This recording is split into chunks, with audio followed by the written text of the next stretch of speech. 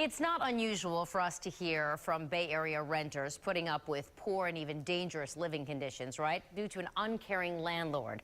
However, the I-Team was surprised to hear about a situation in which dozens of landlords accumulated millions of dollars in city fines over a number of years.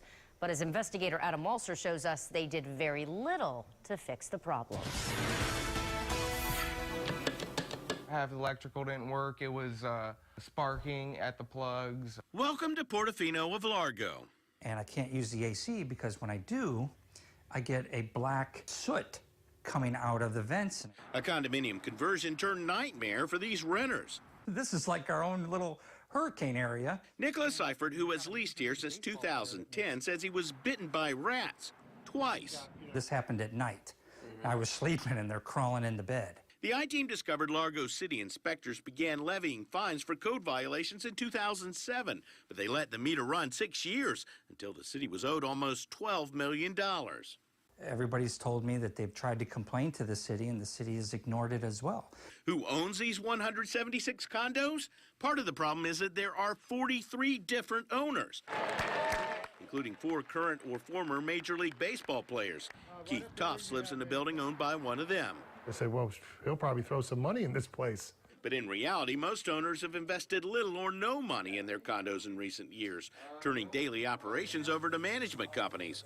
A new investment group has bought up units and hopes to save the complex. In return, the city of Largo has reduced the nearly $12 million in fines to a mere $20,000. Some tenants say the current mess is because the city is not holding anyone's feet to the fire, especially after an actual fire. We had 2 years ago a fire in apartments further down. Tenants say the remnants continue to pose safety hazards. Yeah, the fire department came and everything else, but after that, you could still see that there's still debris and everything else. They've never done a cleanup. Largo city officials declined an on-camera interview. They blamed a clerical error for overlooking the fire damage and said the fines were cut because the 2007 code violations were corrected.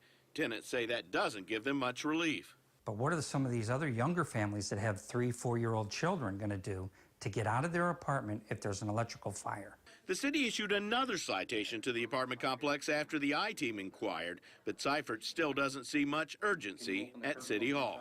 The city of Largo is actually putting these families in danger because they also know what's going on here. The new investor group has started remodeling some of the Portofino units, but many of the tenants we spoke to say they aren't waiting around. I'm I-Team investigator Adam Walser, taking action for you.